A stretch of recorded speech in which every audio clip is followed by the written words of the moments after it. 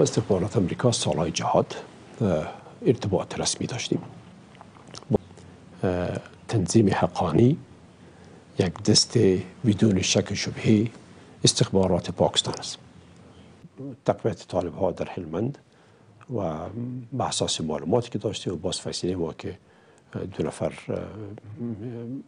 خارجی را از افغانستان خارج کنیم، به اساس معلومات بسیار ثقه و درستی بوده که اسناد داشتیم و جمع کردیم و ما اسناد هم به کسایی را که کشیدیم و به سفارتاشون سپردیم. جنرال مشرف به افغانستان تشریف آوردن. در مجلس اولی که با ما داشت گفت که پاکستان با شما دوست می باشه، با کشورتان دوست می باشه، به شرطی که شما هند از افغانستان پاش کوتاه کنید و هند در افغانستان حضور نداشته باشه، رابطه نداشته باشه.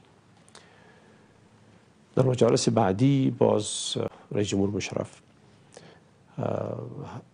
مسئله سرحد، مسئله دیورند که اونا سرحد میگفتن ما دیورند میگفتیم مطرح کردن، بحث قضیه مهمه ایشان و مسئله هند. همین 2 مسئله بودن: رسمیت دادن به دیورند و محدود کردن رابطه با هند. به عبارت دیگه که ما باید استقلالیت سیاست خارجی خود از دست میدادیم و ما باید دیورند به رسمیت میشناختیم تا از جانب پاکستان با ما صلح تطبیق میشد. او بر ما مقدور نبود. نه ما دیورند به رسمیت شناخته میتونستیم و نه میخواستیم که کار شد، نه ما به هیچ وجه حاضر بودیم که سیاست خارجی خود به کشور دیگه بسپاریم. پس ما نه استقلال خود مملکت میتونستیم و نه هم خط دیورند به رسمیت شناخته میتونستیم. و همین دلیل هم قربانی دادیم و تلفات دادیم و روزمره مردم ما شهید شدن و کشته شدن. من در اورزگان بودم که بحث موجب میشه و از اورزگان خبر شدم توسط دکتر سبزل رسول و توسط برادرم قیوم کرزی که نام ما در فهرست کسایی که در نظر هستند به حیث رئیس اداره موقت تعیین شدن. باز امت شد و من به حیث رئیس اداره موقت تعیین شدم. یکی به چی ملحوظ بود؟ کتاب ها نوشته شدم، نظرات مختلف داده شده، ولی خودم دیگه ما رو دیده ندارم. با استخبارات امریکا سالهای جهاد ارتباط رسمی داشتیم. با استخبارات مملکت های دیگه داشتیم.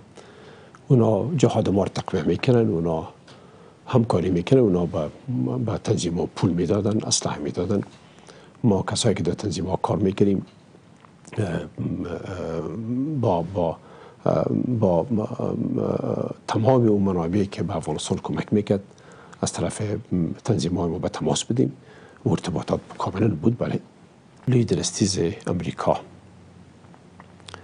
در یکی از سخنان خود گفت که تنظیم حقانی یک دست بدون شک و شبهه استخبارات پاکستان است. پس اونا به این حد میفهمیدن، به این حد اطلاع داشتن، لحاظ اونا اطلاع کامل داشتن و میدانستن که چی میشه و با ما صحبت میکردن. این که اینا چی هدف داشتند و با چی هدف اینا کاری را که باید میکردن علیه تروریسم و در لانه ها و در تربیتگاه و در پناهگاه هایشان میرفتن که نرفتن و اینکه چرا نرفتن سوال است که باید اونا جواب بدن. اونا طرح سیاست اونا بودن. جنگ منفعت ها بود و دیگه 2 منفعت دست داشت. یکی منفعت بزرگ امریکا در منطقه و جهان، دیگه منفعت پاکستان که بخواست افغانستان زیر اثر و سلطه‌اش باشه. این 2 منفعت با هم همکار شدن و یکی از دیگه استفاده میکرد. به همین دلیل جنگ در افغانستان جنگ منافع بیرونی بود، نه جنگ علیه تروریسم.